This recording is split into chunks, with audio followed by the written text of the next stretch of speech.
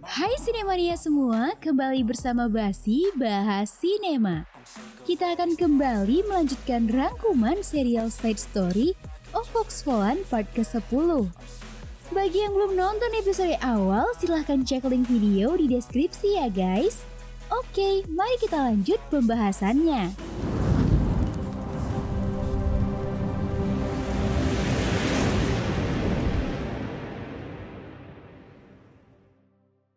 Pada part 9 sudah diceritakan bahwa Hu Fei berhasil membawa kedua putra kembar Ma Chunhua untuk menemui ibu mereka.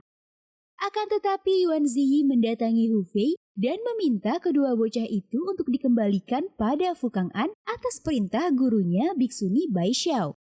Ketika mereka hendak kembali ke kediaman Fu, Yuan Ziyi dihadang oleh Feng Tianan dan anak buahnya.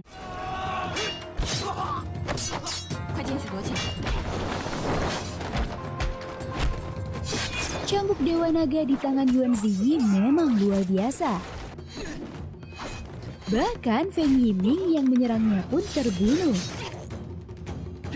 Feng Tianan sangat murka melihat putra kesayangannya tewas. Sang Fei Hong yang mengkhawatirkan keselamatan kedua bocah itu menyuruh Yuan Ziyi untuk menyelamatkan mereka, sementara dia berusaha menghalangi Tang Pei dan anak buahnya. Namun karena musuh terlalu banyak, Sang Fei Hong pun tertangkap. Mereka pun membawa Fei Hong ke hadapan Fu Kang'an. Feng Tianan juga menceritakan bahwa Feng Yiming tewas ketika hendak merebut kedua putra Fu Kang'an. Tiba-tiba Biksuni Bai Xiao muncul dengan membawa Ping Ping dan An An. Fu Kang'an lalu menanyakan apa yang sebenarnya terjadi. Tang Fei mengatakan bahwa kedua murid Biksuni Bai Xiao bersekongkol dengan penculik putra Fu Kang'an. Akan tetapi Sang Fei Hong mengatakan bahwa dia dan Yuan Ziyi pergi untuk menyelamatkan kedua pangeran. Setelah mereka berhasil, Tang Pei dan Feng Tianan malah menyerang mereka. Di luar dugaan, Biksuni Bai Xiao malah mengatakan bahwa yang bersekongkol dengan Hu Fei adalah Feng Tianan dan Tang Pei. Ternyata sang biksuni sudah mengetahui bahwa mereka berdua pernah menjamu Hu Fei dan memberikannya kediaman di ibu kota. Kecurigaan Fu Kang'an menjadi meluas dan merasa ini ada hubungannya dengan asosiasi Honghua. Komandan Fu Kang'an lalu memerintahkan untuk menggeledah kamar Tang Pei dan Biksuni Bai Xiao untuk mengetahui kebenarannya. Ternyata mereka memang tak menemukan apa-apa di kamar Biksuni Bai Xiao. Akan tetapi di kamar Tang Pei, mereka menemukan sebuah catatan yang mengatur tentang pertarungan yang akan diadakan. Sepertinya Tang Pei berencana memanipulasi pertandingan ketua persilatan untuk keuntungannya sendiri. Mereka juga menemukan bekas kertas yang dibakar di pembakaran dupa. Ketika diperiksa, sisa bakaran itu memiliki stempel yang sama dengan surat yang diperuntukkan bagi Miao Renfeng. Tang Pei menjadi sangat ketakutan. Tiba-tiba Feng Tianan mengusulkan untuk bertanya kepada Ping Ping dan An An siapa yang sebenarnya menculik mereka. Kedua bocah itu pun dihadirkan. Ketika Fu Kang'an bertanya, mereka pun menunjuk Feng Tianan dan Tang Pei. Fu Kang'an marah sekali. Namun Feng Tianan berusaha melawan dan melarikan diri. Seseorang di atas atap bangunan terlihat mengawasi semua kejadian itu. Melihat Feng Tianan kabur, orang bercaping itu pun mengejarnya. Ternyata dia adalah Hu Fei. Feng Tianan berusaha melawan.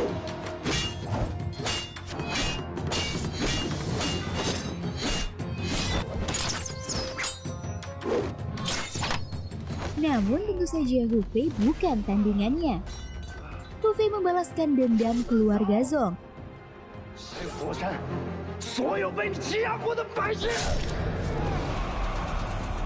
Feng Tianan pun tewas.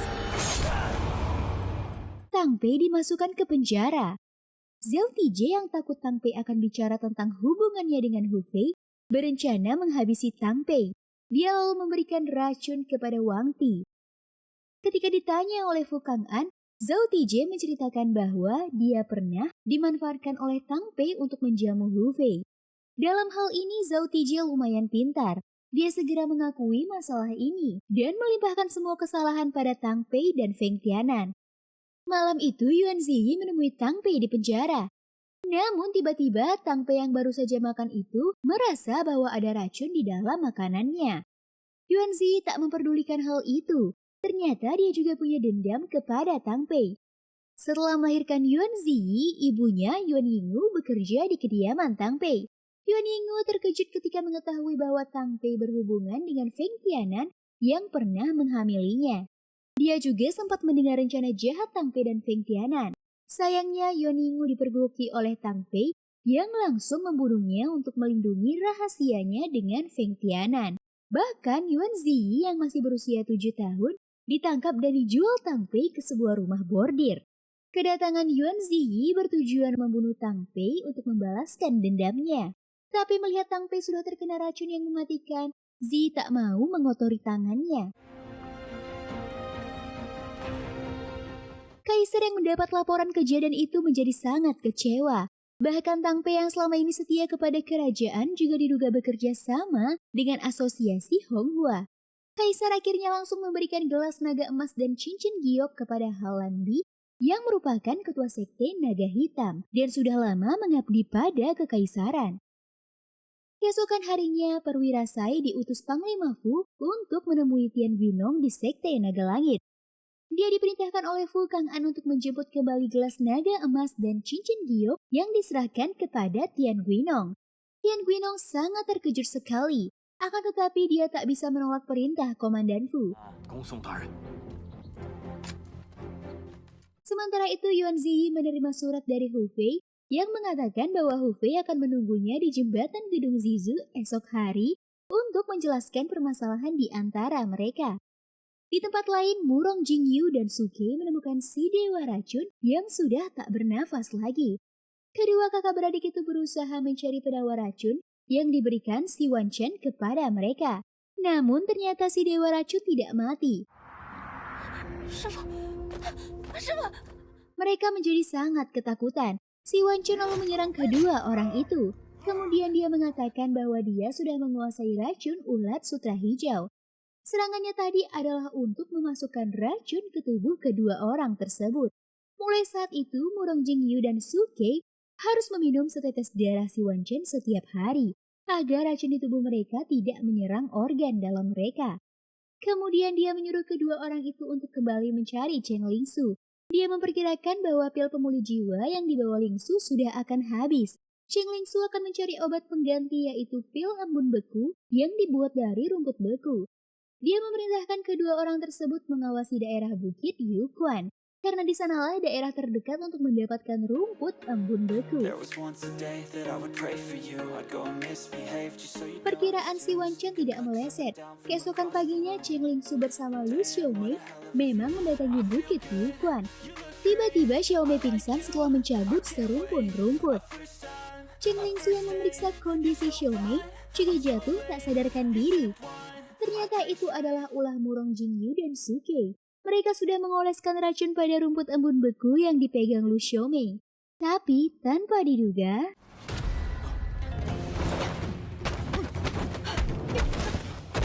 ternyata tadi Cheng Lingsu yang menyadari ada racun di sana memberikan obat penawar pada Lu Xiaomei.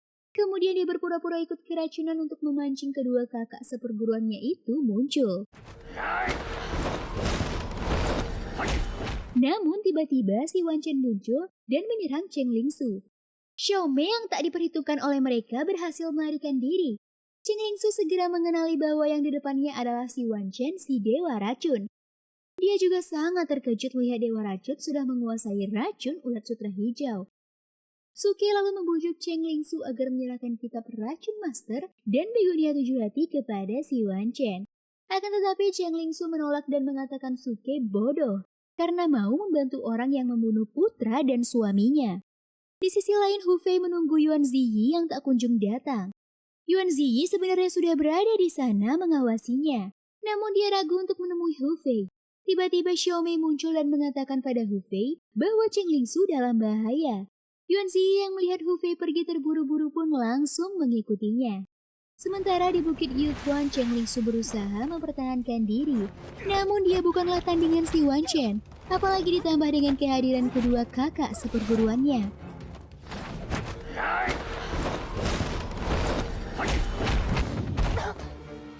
Cheng Lingsu menghabiskan 3 butir pil pemulih jiwa yang tersisa. Kemudian dia bersiap mengeluarkan seluruh kemampuannya. Sebelum Cheng Lingsu bergerak, Hu Fei muncul dan langsung menyerang si Wan Chen.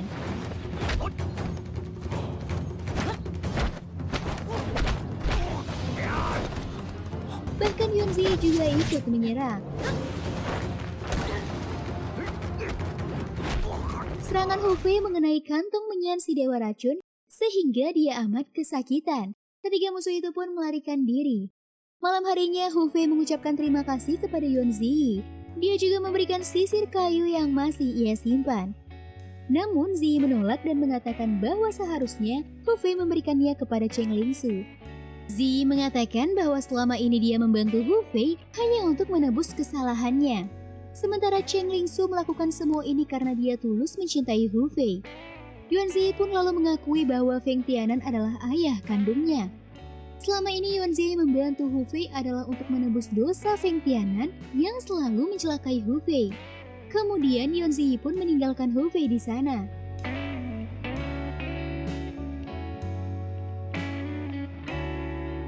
Sekembalinya dari Bukit Yuquan, Hu Fei menjadi kehilangan semangat. Dia mengatakan pada Lingsu bahwa dia ingin segera meninggalkan ibu kota. Tapi Cheng Lingsu mengatakan bahwa si dewa racun yang dikalahkan Hu Fei tadi siang adalah adik seperguruan Master Racun yang amat jahat. Awalnya sekte Master Racun mengira si Wan Chen sudah mati karena diracuni oleh Master Racun. Tapi melihat dia masih hidup hari ini berarti dia berhasil menawarkan racun yang menyerangnya pada saat itu.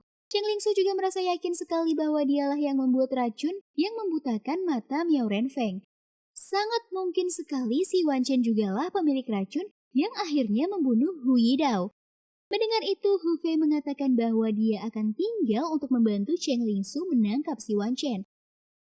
Sementara itu, Miao Renfeng berkemas dan menitipkan Rowland kepada Sun Gangfeng. Miao Renfeng bertujuan memperingati hari kematian Hu Yidao. Dia lalu menuju ke makam Hu Yidao di Gua Bukit Bersalju. Tapi alangkah terkejutnya Miao Renfeng. Ternyata makam Hu Yidao digali oleh orang. Kesedihan dan amarah berbaur menjadi satu. Miao Renfeng sudah dapat menduga siapa yang melakukan hal itu. Di sekte Naga Langit, Tian Guinong berhasil mengambil kembali pedang bulan sabit dingin.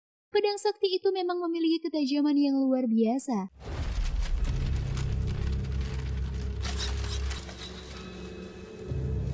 Tian Guinong pun dapat merasakan energi yang tersimpan di dalam pedang tersebut. Nanlan yang tiba-tiba masuk ke ruangan itu terkejut melihat pedang sabit dingin di tangan Guinong. Nanlan mengambil pedang yang membuat ayahnya terbunuh. Nanlan marah sekali. Pedang itu dulu dikuburkan Miao Renfeng di makam Hu Yidao. Rupanya Tian Guinong lah yang menggali makam Hu Yidao untuk mencari pedang sabit dingin. Mereka pun bertengkar.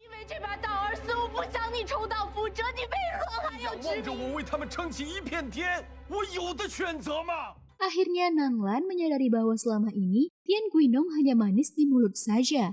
Dia tak benar-benar mau meninggalkan reputasi dan ketenarannya untuk hidup damai bersama Nanlan. Tian Guinong berusaha mengejar dan memujuk Nanlan. Nanlan lalu mengatakan, jika Tian Guinong benar-benar ingin bersamanya, maka dia harus mengembalikan pedang sabit dingin ke tempatnya. Di sisi lain, Lan Bi mempelajari buku catatan peninggalan Tang Pei. Ternyata Tang Pei sudah memungut banyak upeti dari para ketua sekte untuk melakukan pengaturan tentang pembagian gelas naga emas dan cincin giok. Hai Lan Bi berencana untuk menarik upeti kembali. Malam harinya Miao Renfeng mendatangi sekte Naga Langit. Sementara Tian Guinong yang sudah memperkirakan hal itu mengundang pemain opera untuk mengalihkan perhatian Nanlan. Dia memang tak mengembalikan pedang itu. Tian Guinong malah berencana menghadapi Miao Renfeng dengan pedang sabit dingin. Miao Renfeng terus merengsek ke dalam sekte Naga Langit.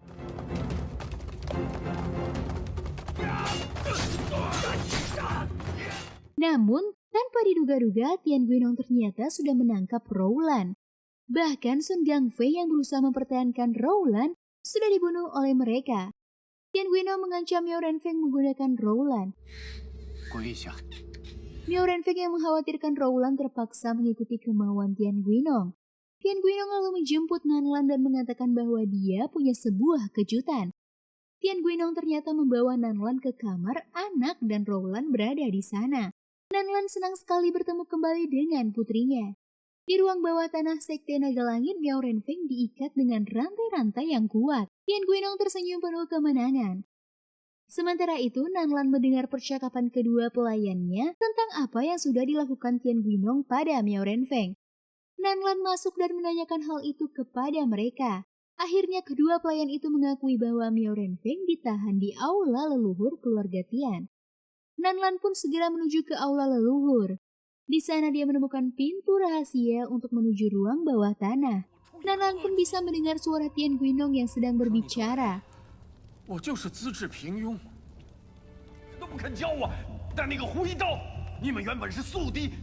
Ternyata Tian Guinong lah yang sudah mengoleskan racun di pedang Hu Yidao.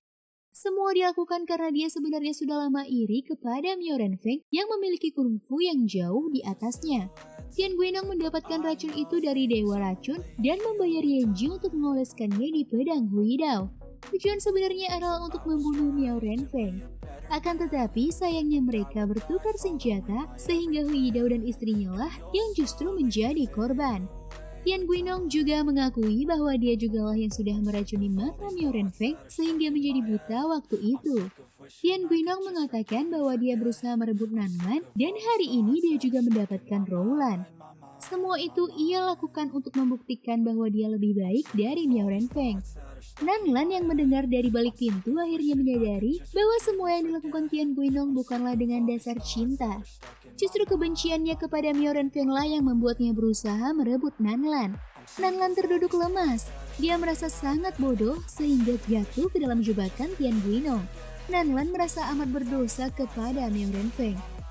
Setelah puas menyiksa Miao Renfeng, Tian Guinong kembali ke kamar Nanlan. Dia terkejut melihat Nanlan yang memakai gaun pengantin. Nanlan juga mengatakan bahwa dia mendukung dan mendoakan Tian Guinong agar dapat memenangkan pertandingan ketua persilatan. Tian Guinong menanyakan apakah Nanlan tidak merindukan Miao Renfeng yang adalah ayah putrinya. Nanlan mengatakan bahwa dia sudah tidak ada hubungannya dengan Miao Renfeng. Nanlan tak peduli apakah Miao Renfeng masih hidup atau sudah mati. Tian Guinong senang sekali mendengar jawaban Nanlan tersebut. Keesokan harinya, Tian Guinong berangkat ke ibu kota. Setelah Tian Guinong pergi, Nanlan menyamar sebagai pelayan dan mendatangi tempat Miao Renfeng ditahan. Dia sangat terkejut melihat kondisi Miao Renfeng yang sangat menyedihkan.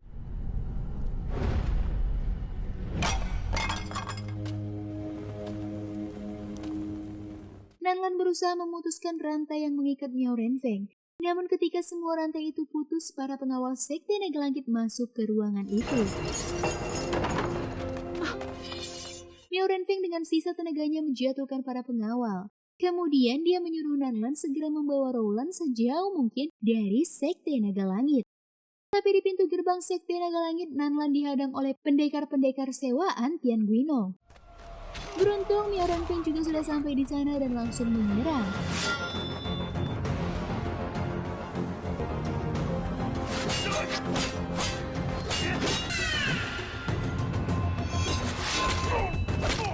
Walaupun dengan kondisi terluka parah, namun Miao Renfeng masih aman menakutkan. Dia membantai semua pendekar sewaan itu.